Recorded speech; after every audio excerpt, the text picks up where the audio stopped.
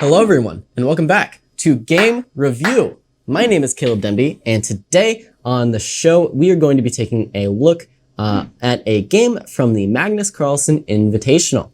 And in the Magnus Carlsen Invitational, believe it or not, Magnus Carlsen was invited, and he ended up playing against Liren. Now, Ding, of course, the number 3 player in the world for some time now. He's been up to number 2, in and out. He's dipped below number 3 once or twice as well, but now solidly at least number 3 in the world pretty consistently. And he's a player that Magnus Carlsen has actually historically struggled with before.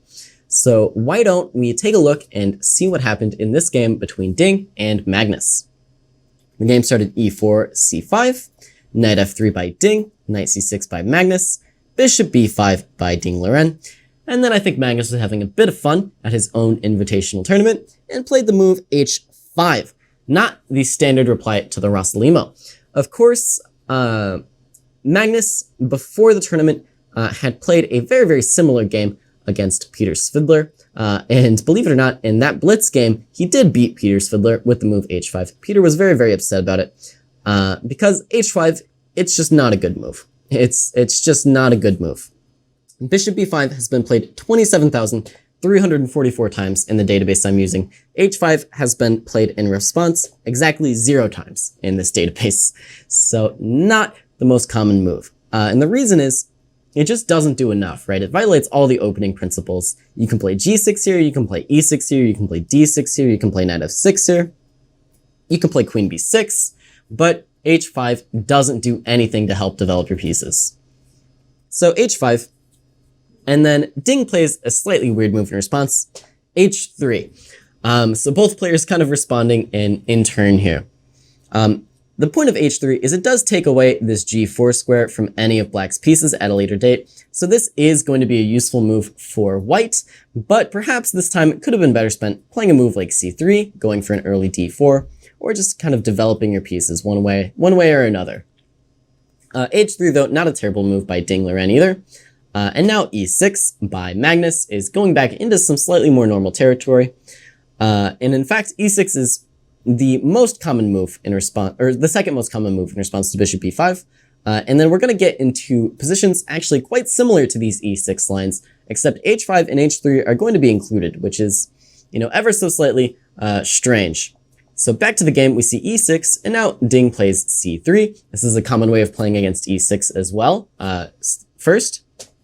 And now knight f6 from the world champion is actually a little bit strange. Generally, this knight comes out to the e7 square in these kinds of positions when h5 isn't on the board. Now that h5 is on the board, I'm not so sure that knight f6 makes more sense here. The move e5 can be played and was played in the game, and this is likely why knight f6 isn't the most common in this opening, because now this knight has to move again. It comes to the d5 square, and now Liren actually makes a little bit of a mistake in my opinion. Up to this point, I think he's been playing perfectly well, but in this position, I think he got a little bit nervous about Magnus Carlsen's h5 pawn, and kind of backed out of castling. And now if he did castle here, he would end up in some very, very normal positions for this opening with the addition of these moves h5 and h3. And because of that, black does have this extra option with g5, but honestly, I think this should still be fine for white. There are some clever ways for white to kind of lock things up on the king side here, just one of which is, for example, if d4, g4 as this pawn's attacked, we can actually play the move knight g5, and after a move like bishop e7, h4 is a very nice way for white to kind of take a hold on the dark squares here and lock things up on this king side. Instead though, Liren played d4 immediately, and we'll see why this is wrong very, very shortly. But just for reference, I wanted to show you, compare this position where white would play d4 to this position that we get after some normal play. So let's say instead of h5, you would see e6 instead, c3, knight f6, e5, knight d5, castles, bishop e7, d4, cd4, cd4, right? You would just end up in a very, very normal position And then if black really wants to play h5 here, like he absolutely can. And h3 isn't the worst move to ever play in response. So Ding could have gone for a position exactly like this by castling, but instead he opted for a much more conservative approach, not castling into the king side, and because of that, I think he actually gave away much of his advantage. So back to the game. The move that he played, that I keep talking about, is actually this move d4. And you might be thinking, well, how does this give away a lot of your advantage? Well, the reason it does is because you're actually just hanging a pawn. Maybe, he's gambiting a pawn, but it is losing a pawn one way or another, intentional or not. And the reason for that is you cannot actually really comfortably capture back here, because the move queen a5 check is going to be devastating, attacking these two pieces at the same time. If knight c3, that just means knight takes c3, and you've got quite a number of problems to solve with the white pieces here. So c takes d4, and now Liren castles. And this is why I'm slightly confused, because if Magnus wanted to go for this position, he was going to get this position with g5. So why not castle first? I'm not so sure. I think Liren should have just castled first. In this case, though, now Magnus does get to take on c3, and he is going up an extra pawn. Knight takes c3 from Ding, knight takes c3, b takes c3, and now queen c7.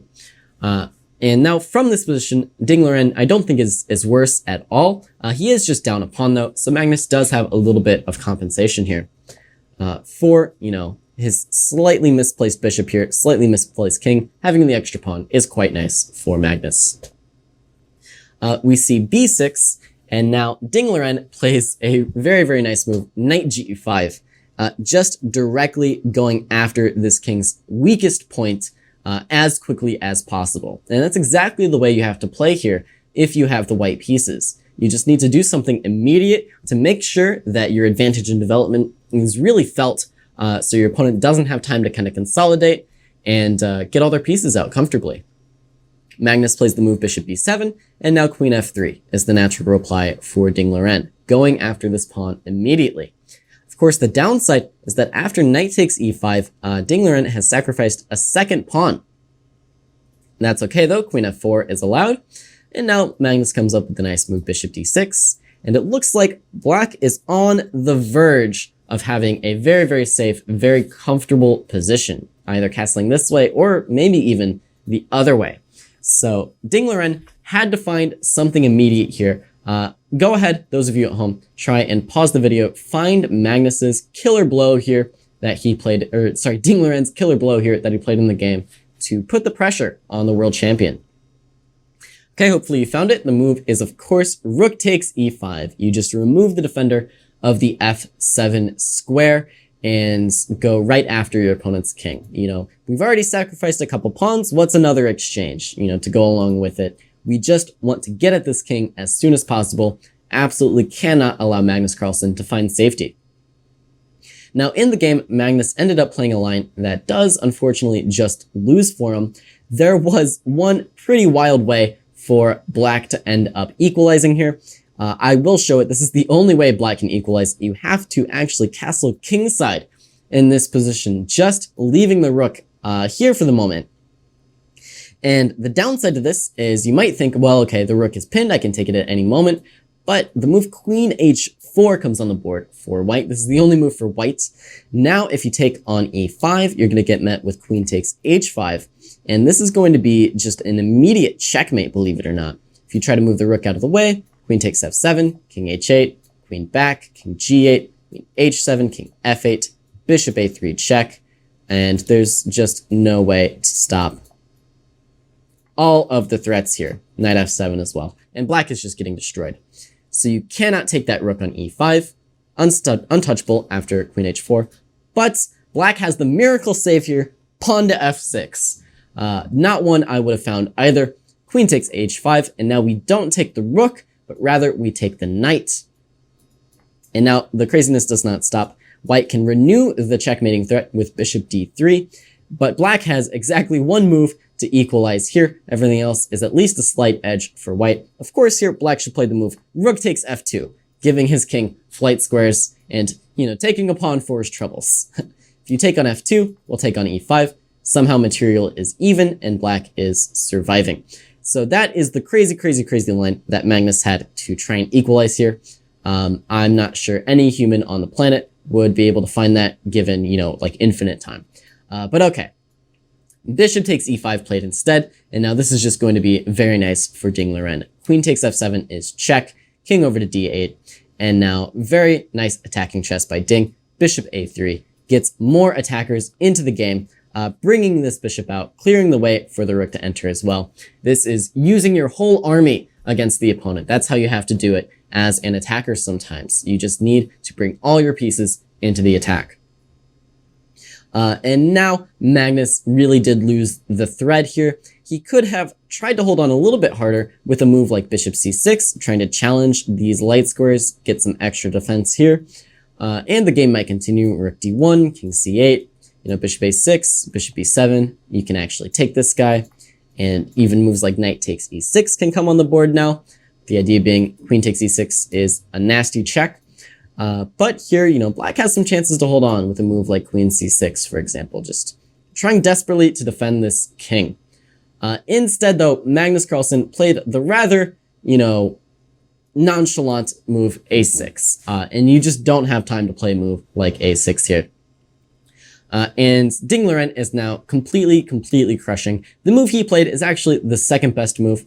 He could have, in fact, actually played the move knight takes e6 here, forking king and queen, so this knight must be captured. And then after d takes e6, there's actually only one move that wins for white, but it is very winning. It's the move queen takes e6. And now the point is, rook d1 check is an unstoppable threat, and it will just be either checkmate or crazy amounts of extra material for white. Instead of knight e6 though, Ding played it in the other order with rook to d1 first, which is still just going to be winning. King c8 must be played for black to step out of this pin. Rook takes d7 now for white is still crushing. Bishop h2 check by Magnus, but just king h1. Magnus tried taking this bishop, but after rook takes c7, bishop takes c7, knight takes e6. White has a queen for two rooks, but the black king is just absolutely devastated here on the c8 square. Bishop e5 is played, and then begin the very funny attacking moves for white here. Of course, you want to get at this king. How can you get at this king? Well, I don't know. This rook is in the way, so what does Ding Liren do? He just blocks off this rook, plays bishop f8, and it's the best move. Really fun attacking stuff from Ding here. Just interfering with this rook's defense of the king. Bishop c6 now for Magnus, tries to hold on to the e8 square, but just bishop takes g7. This bishop steps back to d6. Note, if you take this guy, you get checkmated. So bishop d6 instead, and now we just take an extra rook for our troubles. Rook takes a2. Now we have a square on the back rank, so queen g8 check, king d7, and then of course the last move of the game, the crushing knight f8 checkmate. Not checkmate, sorry, but all pieces to the back rank, knight f8 check, and this rook is falling as well. Pretty fun stuff from Ding Liren, ending up with all his pieces on the back rank, just destroying world champion Magnus Carlsen. And while Ding didn't directly refute this move h5 out of the opening from Magnus, the way he played was really fun, really creative, really attacking chess. So hopefully you guys enjoyed this game. That's all from me here today on Game Review. My name is Caleb Denby, and I will see you next time.